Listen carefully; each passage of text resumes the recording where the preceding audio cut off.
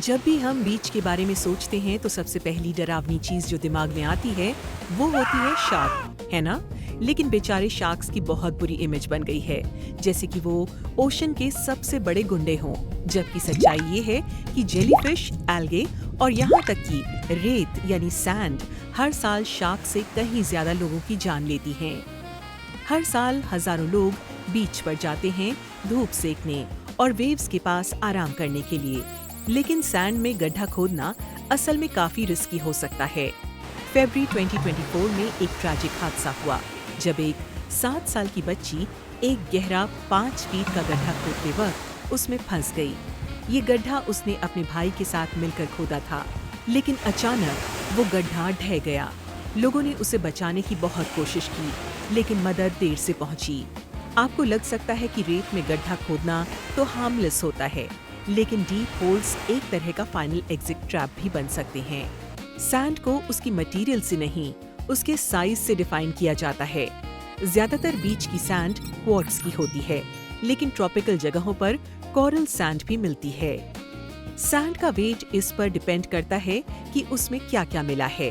Pure quartz हल्की होती है, करीब 90 पाउंड्स पर क्यूबिक फुट, जो सूखी हो, लेकिन मिक्स सैंड उससे काफी हैवी हो सकती है। जब रेत गीली होती है तो वो अपनी शेप को अच्छे से होल्ड कर लेती है, लेकिन जैसे ही वो सूखती है वो अचानक कोलैप्स कर सकती है।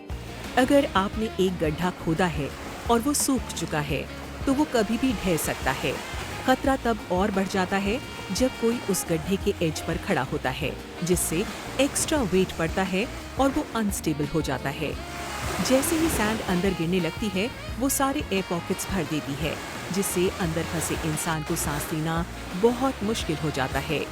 रेस्क्यू करना भी टफ होता है क्योंकि ये सैंड बहुत भारी होती है और बार बार गिरती रहती है। रेस्क्यू टीम को सिर्फ 3 से 5 मिनट मिलते हैं जिससे फंसे हुए इंसान की जान बचाई जा सके।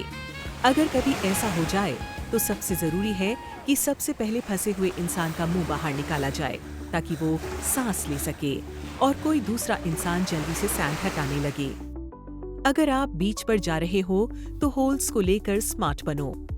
सबसे अच्छा रूल ये है कि कभी भी उस इंसान के घुटनों से ज्यादा गहरा गड्ढा मत खोदो जो आपकी ग्रुप में सबसे छोटा है। और खेलने के बाद अपने खोदे हुए होल्स को वापस भरना मत भूलो, क्योंकि कई बार लोग गलती से उन गड्ढों में गिर जाते हैं और शैलो होल से भी चोट लग सकती है।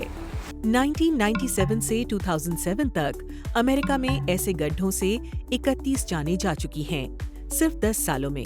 वहीं दूसरी ओर 1997 से आज तक यानी करीब 27 सालों में शार्क्स ने सिर्फ 29 जानें ली हैं। बीच पर जाने का मूड बनाया और वहां एल्गे मिल गई, टोटल बज़किल। लेकिन ध्यान देने वाली बात यह है कि कुछ एल्गे बिल्कुल सेफ होती हैं, यहाँ तक कि खाई भी जा सकती हैं, लेकिन कुछ एल्गे बहुत खतरनाक होती हैं। उनके आसपास भटकना भी खतरे से खाली नहीं होता। एल्गे ब्लूम्स या रेड टाइड्स तब होते हैं जब एल्गे बहुत तेजी से ग्रो करने लगती हैं। ये ब्लूम्स कुछ ऐसे टॉक्सिन्स रिलीज करती हैं जो इंसानों, मछलियों, शेलफिश और यहाँ तक कि बर्ड्स के लिए भी नुकसानदायक होते हैं।